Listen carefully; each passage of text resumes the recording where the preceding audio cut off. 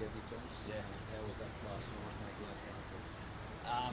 To be fair, I was probably just as nervous, if not more nervous, than some of the players receiving the calls. And I know what they're going through when they receive that first phone call to play for Queensland, and it never leaves you. And it's some exciting times for some young men that have worked really hard to get to this point.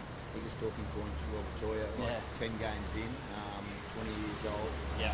It's an unbelievable story.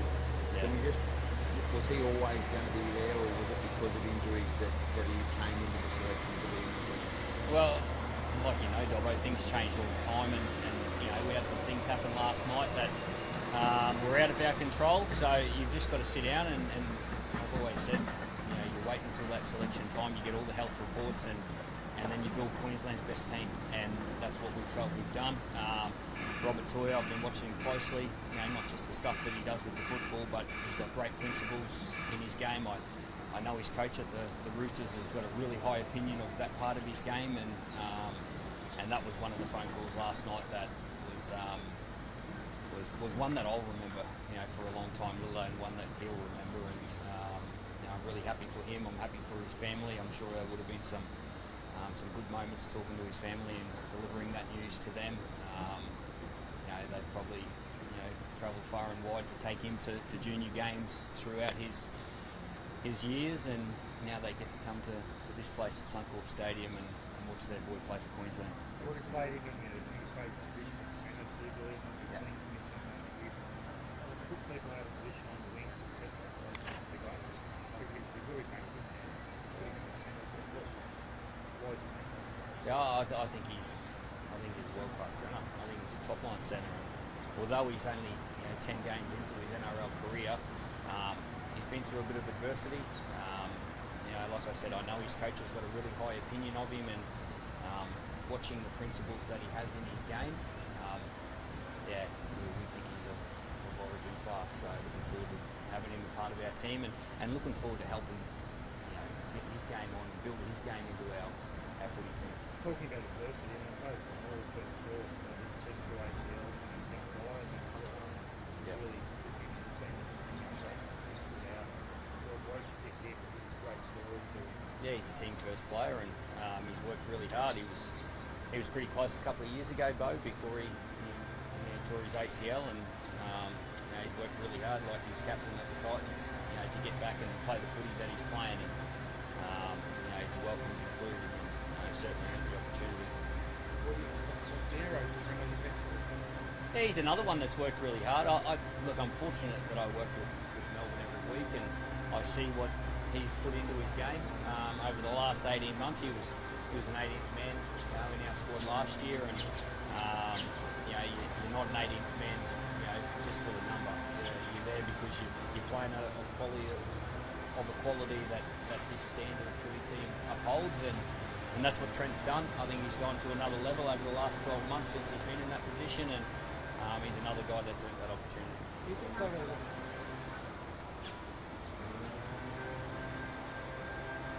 Yeah.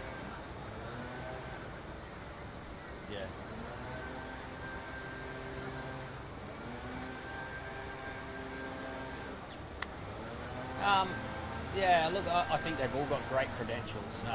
Tommy Dearden's taken his game to another level, and he can fill a number of positions. And we all know the competitiveness that Tom plays with. We all know the toughness that Tommy plays with, and whatever position you put him out on the field, he's going to do a great job. So, you always think about all different scenarios because you don't know what you're going to be dealt with, when it comes to selection. But really happy with those three guys, Munster, Tommy, and obviously our captain, David.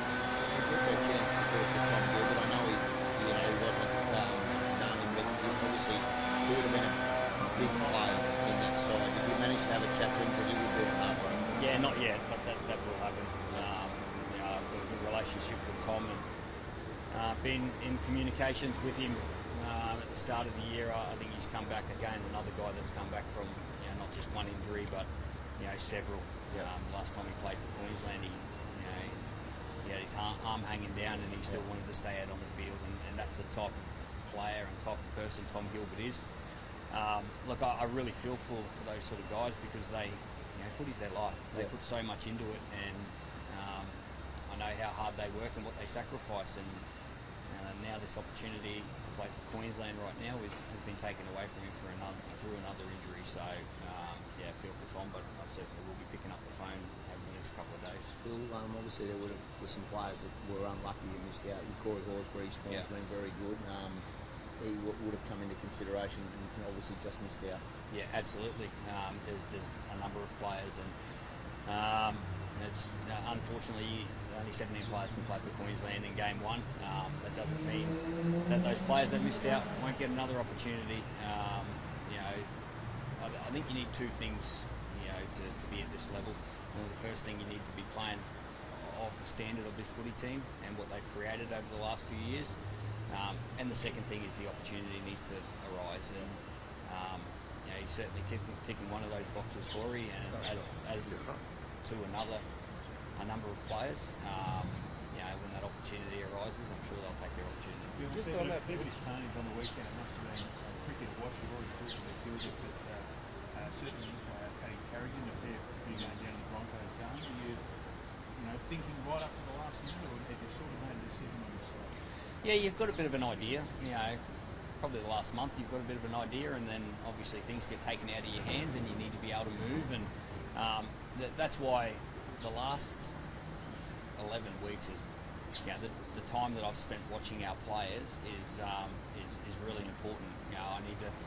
I need to give my role the respect it deserves, and make sure that I understand all the options and what habits those players have got in their game, because essentially the habits that they've got in their game, that's what they're going to bring to our footy team, or Queensland's footy team, and that's what I've done. So when you have to move and be agile, you've got that knowledge in the bank. What about Paddy? Paddy got plastic surgery last night, and I'm not sure if he needed it. He might be just a bit worried about his lips, Paddy. He's right though. That the Broncos said he'd be right. Yeah. That's the mail you got. He'll be right. Yeah, look, I think whenever you get contact to the face, and he's got a laceration on his lip, I think that the main focus is more the structural damage. And from all reports, I spoke to Paddy last night, and his jaw's all fine. He's got stitched up. He's in great spirits, and he's looking forward to getting to the camp. How important is it to win game one? You're on the road this year. It's a bit of a different scenario to where you've got to go away twice. You lost the last few series. Correct. Well, so Where does things on the pulse, haven't you, John? very adverse. But seriously, this game, have you changed your preparation to go on the boards? Yeah, look, I think obviously the result of game one's really important, but at the same time it's important for us to go after our game and go and find what our game looks like. Chase that through the next 10 days and really earn that, and then it gives ourselves the best chance to play well here next Wednesday night. And hopefully that will take care of the result. So although the result's important, it's the process that we're going to go through the next 10 days that we really need to focus on. A little bit of a change, heading up to Twin Waters. That's a great opportunity for the people of the Sunshine Coast to come and see their footy team train. I think we're going to have a pretty big day there on Sunday at Sunshine Coast Stadium, and hopefully we can get plenty of Queenslanders out there supporting their footy team. And sometimes the change isn't the worst thing, and looking forward to heading up there. And in the background too, just finally, for me, the 1995 side, mate. You're honouring that team with your jersey. Also, they're getting to you for the launches. Just a reminder to Queensland, I suppose, of what you can achieve no matter what. I think it's always important to acknowledge your history, the history of this jersey, and it's been going around for decades now, and 30 years this year is the 95 series, which is it was one that everyone remembers, because obviously there was no Super League players available, and a lot of the Queensland stars weren't available to play for the state. So players come from reserve grade, players come from there was a lot of youth in there. I think our CEO at QRL, Ben Eichen, was there as a 17-year-old. So it's a good reminder of opportunities out there to play for your state, and Fatty Horton did a great job in coaching that team. So there might be some memories and some remembering of what they did back then in this series, but at the same time, this is 2025, and we need to make sure that this year's going to be remembered. Well, at the weekend, all four Queensland teams lost, and of course, number one Queensland teams in the top eight is the Cowboys. So, how important can this camp be to getting the mindset right for some of those players who have had losing records this year in the NRL? Yeah, they're not all forward Queenslanders though. They're not all coached by Queenslanders. So I know they are located in Queensland, but a lot of Queenslanders play for other clubs too. So we've got players flying from Melbourne, players flying from Sydney. So they're coming from all different areas. I think there's only one Bronco Queensland team at the moment, which I don't know if I've seen for a long time. But Queenslanders are flush throughout the NRL. They're not just in the Queensland clubs. Is it a concern here that only one drop came in? But we talk about some of the great Queensland sides that have got 10 or 11 times. No, not for me. No. Yeah. Is it a concern? I guess you can. Why would it be a concern? Well, when Queensland teams are going well, there's other Queenslanders in that team who may think to Newcastle win. There's a lot of Queenslanders throughout the whole NRL. It's not just any.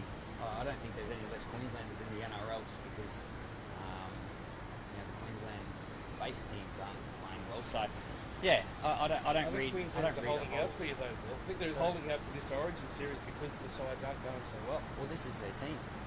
This is Queensland's true team. So everyone's got their NRL team, but this team you don't necessarily pick. Like I never remembered picking Queensland as a team.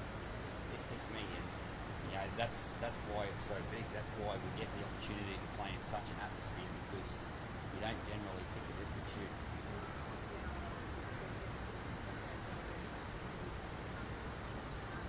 Yeah. Yeah.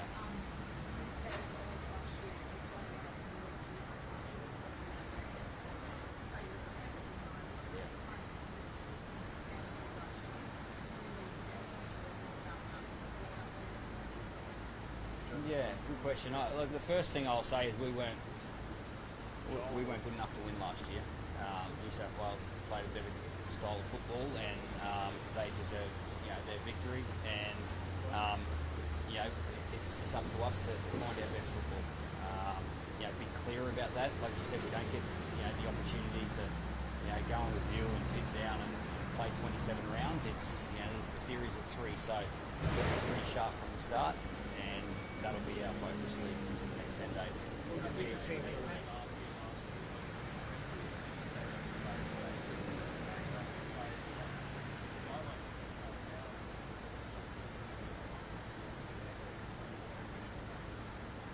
Yeah, look, the last 45 years has been aggressive. It's been that style of arena, and that's why we all love it, right? So, looking forward to seeing Tino wear a Maroon jersey again, and lead that middle of the field. He's such a warrior.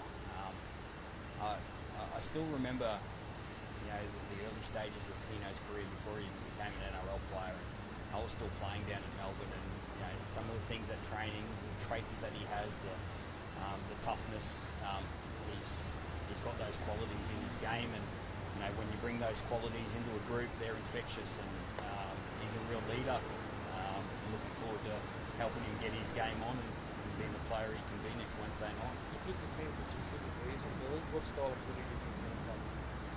Yeah, that's something that we'll knuckle down now over the next couple of days and work out. The players are still coming into camp today, and they'll have a big say on how they want to play. I feel that's really important, and then us as coaches will help them go and get after it. So we'll build that over the next few days and go and get after it in our training. I was just asking you about DCE. I remember he said a few months ago he was going to think about Origin, make a decision about that, and then he wanted to use club situation. Yeah. Can you tell us the process going into him? Did you know for a long time that he was going to play for Queensland? Put his hand up. It's a difficult decision to make sometimes when you're a player. How did that all unfold? To be honest, Joel, I haven't spoken to a whole heap of players over the last 11 weeks. I've let them go and go and play their footy and just watch their actions. But he's one guy that I've been in communication with. Sat down and had breakfast with him probably about 6 weeks ago, and then had another phone call with him a few weeks ago after that. So yeah, he's very clear in what he wants, and he's a real passionate Queenslander. He's always showed that. He's led this team extremely well, and he's played 25 or something Origin, so he's really experienced. He's really important to us, and yeah, like I said like before, looking forward to helping him get his best, because the best daily Cherry Evans is pretty influential in the footy team. Just been talking about possible He's going up against Steve Crichton or Tron Mitchell, only 10 games into his career. Yeah. Match against that'd be fun work. Is that a moment that sort of made you go, he could really fit into this arena even if he is so young? Yeah, not just that. He's stood up every time he's played. He's been one of the more consistent players for the Roosters, and although playing in the centres, it is man on man out there, but it is a system, and he's a great system player. He's got some good strengths as well that they need to defend him as well. So like I said, hopefully we can bring him into the game. The likes of Munster and Cherry Evans and Callum Ponga, and he's playing with some handy players that hopefully he's going to get some ball in some good situations and he'll be pretty dangerous himself. You mentioned the adversity that he went through just to get it. There was 3 season injuries before even that. Is that something you look at the selection table, the character that it has to show to get through that at such a young age? Well, character is really important, because that's what you're going to lean on when you get tired out there, and you can't go down the coals and buy that. You've got to go through it, and he's been through that. That's a part of his journey and part of his life. And although he's only 10 games in, he's had some disappointment, and talking to him last night was he's going to bring a lot of energy, as to the other 2 debutants. Bill, how do you ensure that the contract dramas you've seen with DCE don't drag into Queensland? Well, everyone's under contract and everyone's looking for a new contract, so it's just a well publicised one.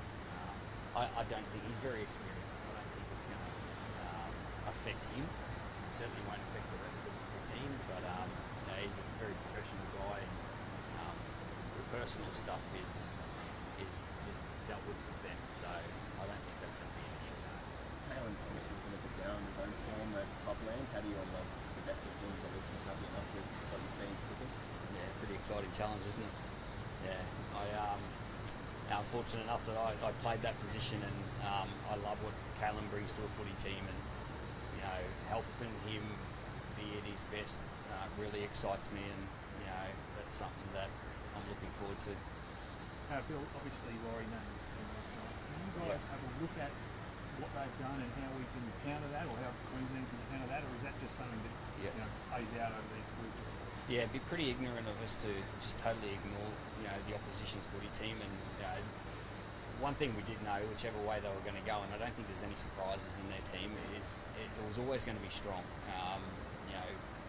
One player's in, they've got certain strengths, another player comes in, they've got certain strengths, and that's what we'll dive into over the next couple of days, and work out what strengths that they bring to the game, and try and defend that as best we can. But the best form of defence is attack too, so we've got to get our game on. If we get our game on, then that'll take a lot of their strengths away from them, or limit them, and that'll help us with our defence. So yeah, certainly not ignorant and disrespectful to the opposition. I've got so much respect for not just the opposition players, but the opposition coaching staff. They're good people, and they know about the game, so we're not naive to know what we're up against.